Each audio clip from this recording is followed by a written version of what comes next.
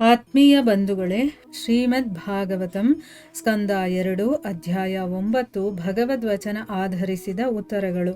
ಇದರಿಂದ ಇವತ್ತು 43ನೇ ಶ್ಲೋಕವನ್ನು ತಿಳ್ಕೊಳ್ಳೋಣ. ಶ್ಲೋಕ 43. ತುಷ್ಟಂ ನಿಶಾಮ್ಯ ಪಿತರಂ ಲೋಕಾನಾಂ ಪ್ರಪಿತಾಮಹಂ ದೇವರ್ಷಿ ಪರಿಪಪ್ರಚ್ಛ ಭವಾನ್ ಯನ್ಮಾನು ಪೃಚ್ಛತಿ. ಅನುವಾದ: ಮಹರ್ಷಿ ನಾರದರೂ ಕೂಡ ಸಕಲ ಬ್ರಹ್ಮಾಂಡದ ಪ್ರಪಿತಾಮಹನಾದ ಬ್ರಹ್ಮನು ಸಂತುಷ್ಟನಾದುದನ್ನು ಕಂಡ ಬಳಿಕ ತಂದೆಯಲ್ಲಿ ವಿವರವಾಗಿ ಪ್ರಶ್ನೆ ಮಾಡಿದನು.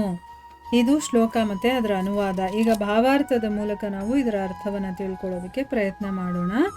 ಓದ ಭಾಗದಲ್ಲಿ ನಾವೇನು ತಿಳ್ಕೊಂಡ್ವಿ? ಶುಕಮುನಿಗಳು ಪರೀಕ್ಷಿತ ಮಹಾರಾಜನಿಗೆ ಹೇಳ್ತಾರೆ, ನಾರದರು ಸಕಲ ಋಷಿಗಳಲ್ಲಿ ಮತ್ತೆ ಸಕಲ ಭಕ್ತರಲ್ಲಿ ಶ್ರೇಷ್ಠರಾಗಿದ್ರು, ಮತ್ತೆ ಅವರು ತಮ್ಮ ತಂದೆಯನ್ನ ಸಂತುಷ್ಟಗೊಳಿಸೋದಕ್ಕೋಸ್ಕರ ಎಲ್ಲ ಶಕ್ತಿಗಳ ಒಡೆಯನಾದ ವಿಷ್ಣುವಿನ ಎಲ್ಲಾ ಶಕ್ತಿಗಳನ್ನು ಕೂಡ ತಿಳ್ಕೋಬೇಕು ಅಂತ ಇಷ್ಟಪಡ್ತಾರೆ ತಿಳ್ಕೊಂಡಿದ್ವಿ. ಈಗ ಮುಂದುವರೆದೇನು ಹೇಳ್ತಾ ಇದ್ದಾರೆ? ಮಹರ್ಷಿ ನಾರದರೂ ಕೂಡ ಸಕಲ ಬ್ರಹ್ಮಾಂಡ, ಯಾವ್ಯಾವ ಬ್ರಹ್ಮಾಂಡಗಳಿದೆಯೋ ಎಲ್ಲದರ ಪ್ರಪಿತಾಮಹನಾದಂತಹ ಬ್ರಹ್ಮನು ಸಂತುಷ್ಟನಾದದನ್ನ ನೋಡಿ ನಂತರ ತಂದೆಯಲ್ಲಿ ವಿವರವಾಗಿ ಪ್ರಶ್ನೆ ಮಾಡ್ತಾನೆ. ಅಂದರೆ ಇವನಿಗೆ ಇಚ್ಛೆ ಜಾಗೃತವಾಗಿದೆ, ನಾನು ಕೇಳಬೇಕು, ಎಲ್ಲವನ್ನ ತಿಳ್ಕೋಬೇಕು ಅಂತಂದ್ಬಿಟ್ಟು ಭಗವಂತನ ಶಕ್ತಿ ಹೇಗೆ ಕೆಲಸ ಮಾಡುತ್ತೆ, ಹೇಗಿದೆ ಅದೆಲ್ಲ ಅಂತ. ಆಗ ತನ್ನ ತಂದೆ ಸಂತುಷ್ಟನಾಗಿರೋದನ್ನ ನೋಡಿ ಅದನ್ನು ಕೇಳಬೇಕಾದ್ರೂ ಒಂದು ಸಮಯ ಸಂದರ್ಭ ಅಂತ ಇರುತ್ತೆ ಅಲ್ವಾ? ಅದನ್ನು ನೋಡ್ತಾ ನನ್ನ ತಂದೆ ಇವಾಗ ಆರಾಮಾಗಿ ಸಂತೋಷವಾಗಿದ್ದಾನೆ, ಈ ಸಮಯದಲ್ಲಿ ನನಗೆ ಗೊತ್ತಿರುವಂಥ, ನನಗೇನು ತಿಳ್ಕೋಬೇಕು ಅನ್ನೋ ಆಸಕ್ತಿ ಇದೆಯೋ ಅದರ ಪ್ರಶ್ನೆಗಳನ್ನು ನಾನು ಮಾಡಬೇಕು ಅಂತಂದ್ಬಿಟ್ಟು ಅವನು ಯೋಚನೆ ಮಾಡ್ತಾನೆ. ಈಗ ಗುರುವಿನ ಹತ್ರನೂ ಅಷ್ಟೇ, ನಮ್ಮಲ್ಲಿ ಏನೇ ಪ್ರಶ್ನೆಗಳಿದ್ರು ನಾವು ಕೇಳಿ ಅದನ್ನು ಸರಿ ಮಾಡ್ಕೋಬೇಕು ಅಥವಾ ತಿಳ್ಕೊಳ್ಳೋ ಪ್ರಯತ್ನ ಮಾಡಬೇಕು. ಭಾವಾರ್ಥದಲ್ಲಿ ಗುರುಗಳು ಏನು ಹೇಳಿದ್ದಾರೆ ಅನ್ನೋದನ್ನು ಈಗ ತಿಳ್ಕೊಳ್ಳೋಣ. ಸಾಕ್ಷಾತ್ಕಾರ ಪಡೆದವರಿಂದ ಧಾರ್ಮಿಕ ಅಥವಾ ದಿವ್ಯ ಜ್ಞಾನವನ್ನು ಅರ್ಥ ಮಾಡಿಕೊಳ್ಳುವ ಪ್ರಕ್ರಿಯೆ ಉಪಾಧ್ಯಾಯರಿಂದ ಸಾಮಾನ್ಯ ಪ್ರಶ್ನೆ ಕೇಳುವ ರೀತಿಯದ್ದಲ್ಲ. ಆಧುನಿಕ ಕಾಲದಲ್ಲಿ ಉಪಾಧ್ಯಾಯರು ಶಿಕ್ಷಣ ನೀಡಲು ಸಂಬಳ ಪಡೆದ ನಿಯೋಗಿಗಳು, ಆದರೆ ಗುರು ಸಂಬಳ ಪಡೆಯುವ ನಿಯೋಗಿ ಅಲ್ಲ, ಅಥವಾ ಅವನು ಅಧಿಕಾರ ಪಡೆಯದೆ ಉಪದೇಶ ನೀಡಲಾರನು.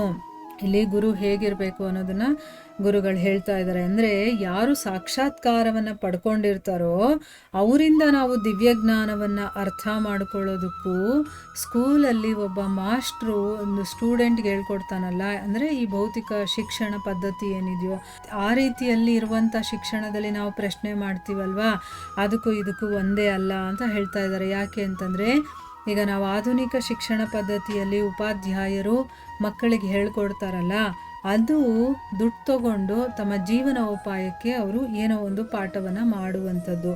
ಆದರೆ ಈ ಒಂದು ಆಧ್ಯಾತ್ಮಿಕ ಒಂದು ವಿದ್ಯೆ ಅನ್ನೋದು ಏನಿದೆಯೋ ಇದು ಸಂಬಳ ತಗೊಂಡು ಮಾಡುವಂಥದ್ದಲ್ಲ. ಅವನು ಅಧಿಕಾರ ಪಡೆದಿರಬೇಕು, ಅವನಿಗೂ ಆ ವಿಷಯ ಗೊತ್ತಿರಬೇಕು, ಅವನ ಅನುಭವಕ್ಕೆ ಬಂದಿರಬೇಕು.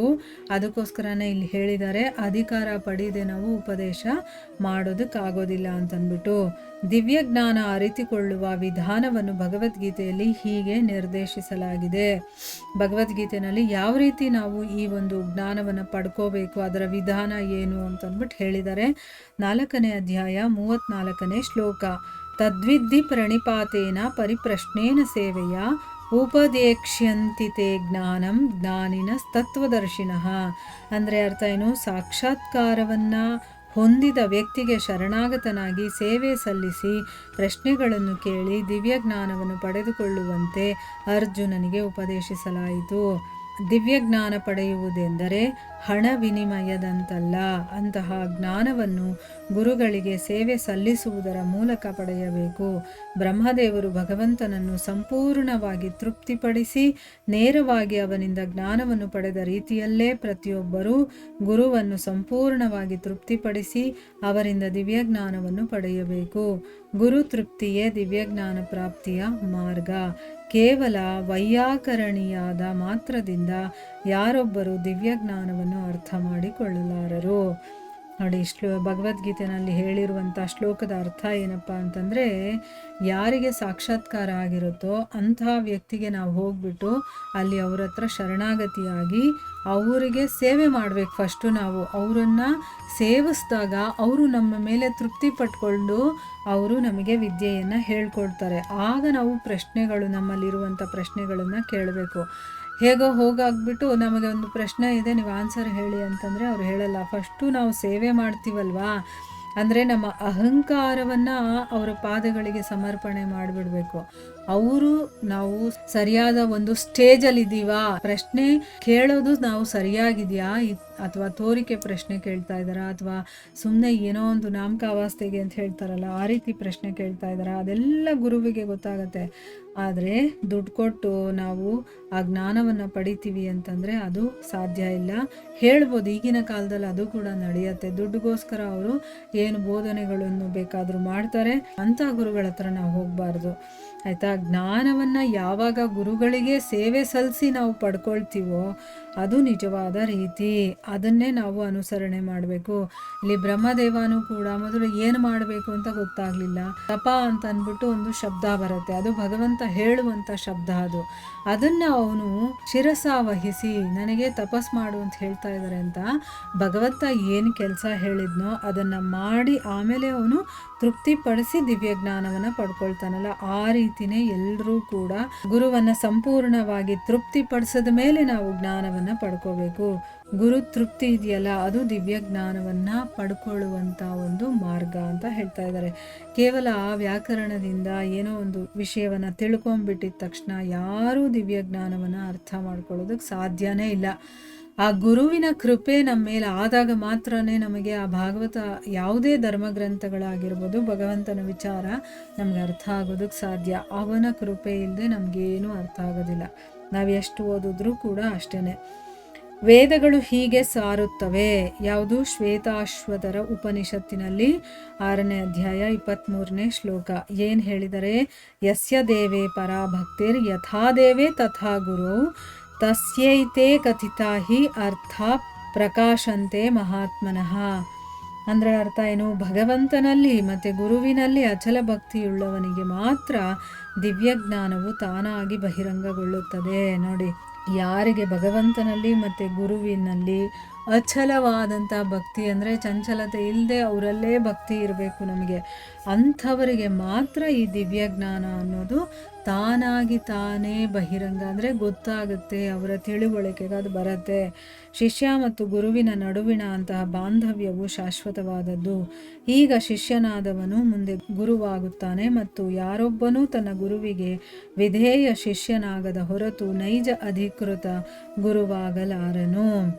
ಅಂದರೆ ಏನು? ಶಿಷ್ಯ ಮತ್ತು ಗುರುವಿನ ಸಂಬಂಧ ಹೇಗಿರುತ್ತೆ ಅಂತಂದರೆ, ಅವನ ಕೃಪೆ ಆಗಿದ ತಕ್ಷಣ ಇವನಿಗೆ ಎಲ್ಲ ವಿಚಾರಗಳು ಗೊತ್ತಾಗುತ್ತೆ. ಅಂದರೆ ಆ ಒಂದು ಬಾಂಧವ್ಯ ಅನ್ನೋದು ಶಾಶ್ವತವಾಗಿರುವಂಥದ್ದು. ಈಗ ಶಿಷ್ಯನಾಗಿರುವಂಥವನು ಮುಂದೆ ಗುರು ಆಗೇ ಆಗ್ತಾನಲ್ವಾ. ಸೊ ಬ್ರಹ್ಮದೇವರು ಮೊದಲು ಭಗವಂತನ ಶಿಷ್ಯರಾದರು, ಆಮೇಲೆ ಜ್ಞಾನವನ್ನು ಪಡ್ಕೊಂಡ್ರು, ಆಮೇಲೆ ತಮ್ಮ ಪ್ರಿಯ ಶಿಷ್ಯನಾದಂಥ ನಾರದರಿಗೆ ಬೋಧನೆ ಮಾಡಿದ್ರು. ಅದೇ ಥರ ನಾರದರು ಕೂಡ ಗುರುವಾಗಿ ವೇದವ್ಯಾಸ ಮತ್ತು ಇನ್ನೂ ಬೇಕಾದಷ್ಟು ಜನರಿಗೆ ಅವರು ಬೋಧನೆ ಮಾಡ್ತಾರೆ. ಅದಕ್ಕೋಸ್ಕರನೇ ಔಪಚಾರಿಕವಾಗಿ, ಅಂದರೆ ಏನು, ಉಪಚಾರಕ್ಕೆ ಏನೋ ಒಂದು ಮಾಡೋದು, ಗುರು ಶಿಷ್ಯ ಅಂತ ಕರೆಸ್ಕೊಳ್ಳೋದು ಇದಲ್ಲ.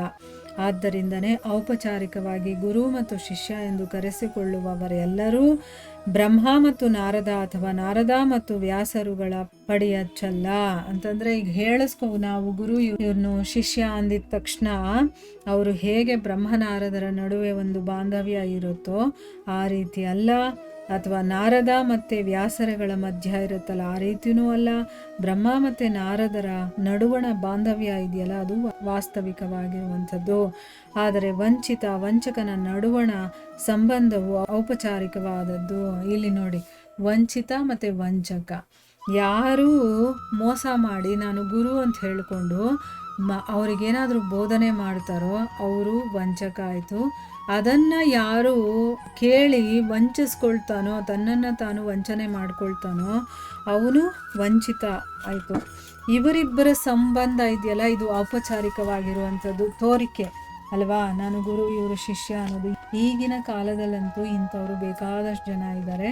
ಗುರುಗಳಿಗೆ ನಿಜವಾಗ್ಲೂ ಯಾವುದೇ ವಿಷಯ ಆಗಿರ್ಬೋದು, ಧರ್ಮಗ್ರಂಥಗಳ ಒಂದು ವಿಷಯ ಆಗಿರ್ಬೋದು, ಏನೂ ಗೊತ್ತಿರೋದಿಲ್ಲ. ಸುಮ್ಮನೆ ನಮಗೊಬ್ಬ ಗುರು ಇರಬೇಕು ಅಂತ ಅದೊಂದು ಪ್ಯಾಷನ್ ಅಂತ ಆಗ್ಬಿಟ್ಟಿದೆ ಈಗ. ನಮ್ಮ ಒಂದು ಮನೆತನಕ್ಕೆ ಒಂದು ಗುರು ಅಂತ ಅಂದ್ಬಿಟ್ಟು ಆ ರೀತಿ ಎಲ್ಲ ಇಟ್ಕೊಂಡು ಸುಮ್ಮನೆ ಔಪಚಾರಿಕವಾಗಿ ಇದ ರೀತಿ ಎಲ್ಲ ಮಾಡ್ತಾರೆ. ನಾರದರು ಸದ್ಗುಣಶೀಲರು, ವಿನಯ ಸಂಪನ್ನರು ಮತ್ತು ವಿಧೇಯರು ಮಾತ್ರವಲ್ಲದೆ ಆತ್ಮ ನಿಗ್ರಹಿಗಳೂ ಆಗಿದ್ದರು. ವಿಶೇಷವಾಗಿ ಲೈಂಗಿಕ ಜೀವನದಲ್ಲಿ ಆತ್ಮ ಸಂಯಮ ಇಲ್ಲದವನು ಶಿಷ್ಯರೂ ಆಗಲಾರರು. ಮಾತು, ಕೋಪ, ನಾಲಿಗೆ, ಮನಸ್ಸು, ಹೊಟ್ಟೆ ಮತ್ತು ಜನನಾಂಗಗಳಲ್ಲಿ ಸಂಯಮದ ಶಿಸ್ತಿನ ತರಬೇತಿ ಹೊಂದಿರಬೇಕು. ಮೇಲೆ ಹೇಳಿದ ನಿರ್ದಿಷ್ಟ ಇಂದ್ರಿಯಗಳಲ್ಲಿ ನಿಯಂತ್ರಣ ಹೊಂದಿದವರನ್ನು ಗೋಸ್ವಾಮಿ ಎಂದು ಕರೆಯಲಾಗುವುದು. ಇಲ್ಲಿ ನಾರದ ಮುನಿಗಳು ಎಷ್ಟು ಒಳ್ಳೆ ಒಳ್ಳೆ ಗುಣಗಳನ್ನು ಒಳಗೊಂಡಿದ್ದವರು ಅಂದರೆ ಅವರು ಸದ್ಗುಣಶೀಲರು, ವಿನಯ ಸಂಪನ್ನರು ಮತ್ತು ವಿಧೇಯರು, ಹೇಳಿದಾಗ ಕೇಳುವಂಥವ್ರು ಮತ್ತು ಆತ್ಮನಿಗ್ರಹಿಗಳು ಆಗಿದ್ದರು. ಅಂದ್ರೇನು, ತಮ್ಮ ಇಂದ್ರಿಯಗಳನ್ನು ತಮ್ಮ ಕಂಟ್ರೋಲಲ್ಲಿ ಇಟ್ಕೊಂಡಿದ್ದಂಥವರು. ಇನ್ನು ವಿಶೇಷವಾಗಿ ಇಲ್ಲಿ ಗುರುಗಳು ಹೇಳ್ತಾ ಇದ್ದಾರೆ, ಲೈಂಗಿಕ ಜೀವನದಲ್ಲಿ ಯಾರಿಗೆ ಆತ್ಮ ಸಂಯಮ ಅನ್ನೋದು ಇರೋದಿಲ್ವೋ ಅವ್ರು ಯಾವತ್ತೂ ಶಿಷ್ಯರಾಗೋದಕ್ಕೆ ಸಾಧ್ಯ ಇಲ್ಲ. ಯಾಕೆಂದರೆ ನಮಗೆ ಐಹಿಕದಲ್ಲಿ ತೃಷ್ಣೆ ಅನ್ನೋದು ಅಂದರೆ ಹೆಚ್ಚಿನ ಒಂದು ಆಸಕ್ತಿ ನಮಗೆ ಬರೋದೇ ಲೈಂಗಿಕ ವಿಚಾರಗಳಲ್ಲಿ ಅಲ್ವಾ. ಅದು ಒಂಥರ ಏನೋ ಸರ್ವಸ್ವ, ಈ ಒಂದು ಐಹಿಕ ಪ್ರಪಂಚದ ಅತಿ ಶ್ರೇಷ್ಠವಾದಂಥ ಒಂದು ಸುಖ ಅಂತ ನಾವು ತಿಳ್ಕೊಂಡಿದ್ದೀವಿ. ಅದನ್ನು ಯಾರು ಕಂಟ್ರೋಲ್ ಮಾಡಿರ್ತಾನೋ ಅವನು ಮಾತ್ರನೇ ಶಿಷ್ಯನಾಗೋದಕ್ಕೆ ಸಾಧ್ಯ, ಇಲ್ಲ ಅಂತಂದರೆ ಆಗೋದಕ್ಕೆ ಸಾಧ್ಯ ಇಲ್ಲ. ಮತ್ತು ಮಾತಾಡುವಂಥದ್ದು, ಕೋಪ ಮಾಡ್ಕೊಳ್ಳೋದು, ನಾಲಿಗೆ ಮೇಲೆ ಕಂಟ್ರೋಲ್ ಇರೋವಂಥದ್ದು, ಮನಸ್ಸಿನ ಮೇಲೆ, ಹೊಟ್ಟೆಗೆ ಬೇಕಾದಂಗೆ ತಿಂತಾ ಇರೋದು, ಹೊಟ್ಟೆನ ಒಂದು ಗಾರ್ಬೇಜ್ ತೊಟ್ಟಿ ಥರ ಮಾಡಿಕೊಂಡು ಯಾವಾಗೂ ಅದ್ರ ಒಳಗಡೆ ಹಾಕ್ತಾ ಇರೋದು. ಹೊಟ್ಟೆಗೆ ಈ ದೇಹಕ್ಕೆ ಎಷ್ಟು ಬೇಕೋ ಅಷ್ಟು ಮಾತ್ರ ಹೊಟ್ಟೆ ಒಳಗಡೆ ಹಾಕಬೇಕು. ಆದರೆ ನಾವೇನು ಮಾಡ್ತೀವಿ, ನಾಲಿಗೆಗೆ ಎಷ್ಟು ಬೇಕೋ ಅಷ್ಟು ಹಾಕ್ತೀವಿ, ಅದರಿಂದ ಹೊಟ್ಟೆ ಪ್ರಾಬ್ಲಮ್ ಆಗುತ್ತೆ. ಅಂದರೆ ನಮಗೆ ಕಂಟ್ರೋಲ್ ಮಾಡ್ಕೊಳ್ಳುವಂಥ ಕೆಪಾಸಿಟಿ ಇಲ್ಲ. ಜನನಾಂಗದಲ್ಲಿ ಕೂಡ ಅದರಲ್ಲೂ ಕೂಡ ಶಿಸ್ತಿನ ತರಬೇತಿಯನ್ನು ಹೊಂದಿರಬೇಕು. ಮೇಲೆ ಹೇಳಿದಂಥ ಈ ಎಲ್ಲ ಇಂದ್ರಿಯಗಳನ್ನು ಯಾರು ನಿಯಂತ್ರಣವನ್ನು ಮಾಡ್ಕೊಳ್ತಾನೋ, ಅಂದರೆ ನಾಲಿಗೆ ಆಗಿರ್ಬೋದು, ಕಣ್ಣಾಗಿರ್ಬೋದು, ಕಿವಿ, ನಮ್ಮ ಕರ್ಮೇಂದ್ರಿಯಗಳು ಮತ್ತು ಜ್ಞಾನೇಂದ್ರಿಯಗಳು ಅಂತ ಏನಿದಾವೋ ಆ ಇಂದ್ರಿಯಗಳ ಮೇಲೆ ನಿಯಂತ್ರಣವನ್ನು ಹೊಂದಿರಬೇಕು. ಆ ರೀತಿ ಯಾರು ನಿಯಂತ್ರಣ ಹೊಂದಿರ್ತಾರೋ ಅವರನ್ನು ಗೋಸ್ವಾಮಿಗಳು ಅಂತ ಕರೀತಾರೆ. ಗೋಸ್ವಾಮಿಯಾಗದೆ ಒಬ್ಬನು ಶಿಷ್ಯನೂ ಆಗಲಾರ, ಗುರುವೂ ಆಗಲಾರ. ಅಂದರೆ ತನ್ನ ಇಂದ್ರಿಯಗಳನ್ನು ಯಾರು ಕಂಟ್ರೋಲಲ್ಲಿ ಇಟ್ಕೊಳ್ಳಲ್ವೋ ಅವನು ಗುರು ಆಗೋದಕ್ಕೂ ಲಾಯಕ್ಕಿಲ್ಲ, ಶಿಷ್ಯನಾಗೋದಕ್ಕೂ ಲಾಯಕ್ಕಿಲ್ಲ.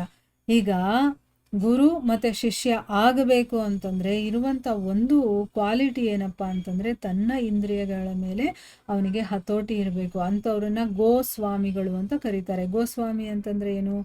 ಗೋ ಅಂತಂದರೆ ಇಂದ್ರಿಯಗಳು, ಸ್ವಾಮಿ ಅಂತಂದರೆ ಅವನು ಹೇಳ್ದಾಗೆ ಕೇಳುವಂಥ ಅವರು.